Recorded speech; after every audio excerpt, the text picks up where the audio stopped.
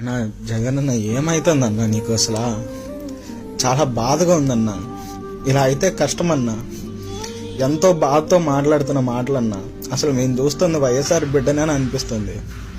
మనం అధికారంలో ఉన్నప్పుడు కూడా ట్రోల్ చేయబడ్డాం. ఫోన్లే ఆ సిచ్యువేషన్ ఉన్నప్పుడు బాధ్యతగా ఉండాల్సింది ఎలా అని చెప్పేసి గమ్మున ఉన్నాం. వాళ్ళు అంత ధైర్యంగా వివేకం అనే సినిమా తీసి మన ఇంటి పడుచు భారతమ్మని అంతలా అవమానించినా కూడా ఏం చేయలేకపోయాం. ఏ రోజైనా మనం అంత చిల్లర రాజకీయాలు చేసినామన్నా వాళ్ళు ఇష్టం వచ్చినట్టు హత్య రాజకీయాలు చేసుకుంటా పోతా ఉంటే నువ్వు నెలకో ప్రెస్ మీట్ పెట్టి ఏం ఉపయోగం అన్నా? నిన్ను అన్నేసి మాటలు అంటే నువ్వు సైలెంట్ గమ్ముగా ఉండిపోతున్నావు. వాళ్ళకి ధీటుగా సమాధానం కూడా చెప్పలేకపోతున్నావు అన్న. అసలు నీ ఒరిజినాలిటీ ఏమైందన్నా?